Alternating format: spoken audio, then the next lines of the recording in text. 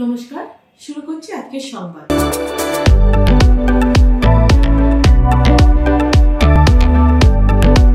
বর্ধমান শহরের নবাবহাট সংলগ্ন তালপুকুর এলাকায় পিছিয়ে পড়া ও সুবিধাবঞ্চিত শিশুদের সারা বছরই পাঠদান করে থাকেন আমার পাঠশালা কর্তৃপক্ষ।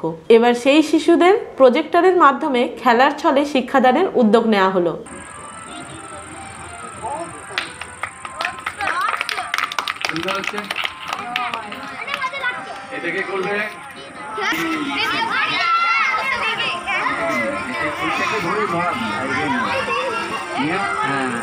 এখানে থাকা শিশুরা খুব আনন্দের সঙ্গেই এই পাঠদানের কর্মসূচিতে অংশগ্রহণ করেন। এর পাশাপাশি এখানকার বয়স্ক সাক্ষরতা কর্মসূচিতে অংশগ্রহণকারী প্রবীণদের নিয়ে বিশ্ব তামাক বর্জন দিবসকে কেন্দ্র করে তামাকজাত দ্রব্য ব্যবহারের কুফল সম্পর্কে একটি সচেতনতা শিবিরও অনুষ্ঠিত হয়। স্থানীয় এলাকায় প্রবীণরা এই কর্মসূচিতে অংশ নেন ও মূল বিষয়ে শিক্ষা গ্রহণ করেন। কি হলো এখানে?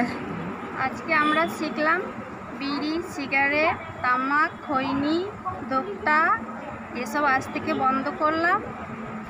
আর এসব খেলে আমাদের শরীরের পক্ষে লিভার ক্যান্সার, ফুসফুসে এগুলো সব তৈরি হবে। আমাদের শরীরে জীবাণু মানে সারা শরীরে জীবাণু ক্ষতি হতে পারে। আজ থেকে আমরা খাবো না, এগুলো ছেড়ে দিলাম, খাবো না। এটা কোন জায়গা?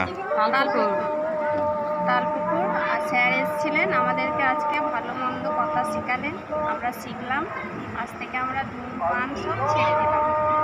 এ প্রসঙ্গে আমার পাঠশালার সম্পাদক সন্দীপ পাঠক বলেন, আমরা এখানকার শিশুদের খেলার ছলে শিক্ষাদানের বিষয়টিকে প্রাধান্য দিয়ে আনন্দদায়ক পাঠদান কর্মসূচিকে সফল করতে চেয়েছি। এই উদ্যোগ অনেকটাই সফল হয়েছে। এই প্রসঙ্গে উপস্থিত শিক্ষারত্ন সম্মানপ্রাপ্ত শিক্ষক পলাশ চৌধুরী বলেন, মূলত এই ধরনের শিক্ষাদান শিশুদের অনেক বেশি করে আকৃষ্ট করে। তারা অনেকটাই সহজভাবে তাদের পাঠ্য বিষয়টি উপলব্ধি করতে পারে। আমার পাঠশালার সহসভাপতি মোশাররফ হোসেন এই কর্মসূচির সার্বিক সাফল্য কামনা করেন। পলাশ চৌধুরীর পরিচালনায় এদিনের এই আনন্দদায়ক পাঠদান কর্মসূচি এখানে আগত শিশুদের পাশাপাশি তাদের অভিভাবকদেরও আকৃষ্ট করে।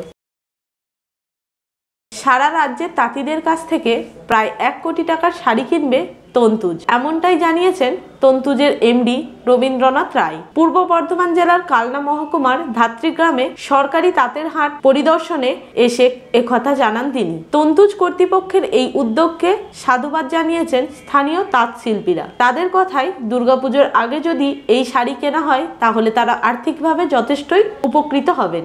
পুজোয় তাদের বাড়তি কেনাকাটা হয় ঠিক কথা, কিন্তু সরকারি কোনো প্রতিষ্ঠানের পক্ষ থেকে শাড়ি কেনা হলে তারা অনেকটাই সুবিধা পাবেন। এ প্রসঙ্গে স্থানীয় বিধায়ক তথা রাজ্যের মন্ত্রী স্বপন দেবনাথ বলেন, 2011 সালে মমতা বন্দ্যোপাধ্যায় সরকার গঠনের পর থেকেই তাঁতিদের নানাভাবে তিনি সহযোগিতা করে চলেছেন। তারই প্রচেষ্টায় নানান সরকারি প্রকল্পের সুবিধা এখন তাঁত শিল্পীরা পাচ্ছেন। তন্তুজ কর্তৃপক্ষ যে উদ্যোগ গ্রহণ করেছেন তা এখানকার তাঁতি ভাইদের আর্থিক শ্রীবৃদ্ধির পক্ষে সহায়ক হবে। তাঁত শিল্পীরা লাভবান হবেন।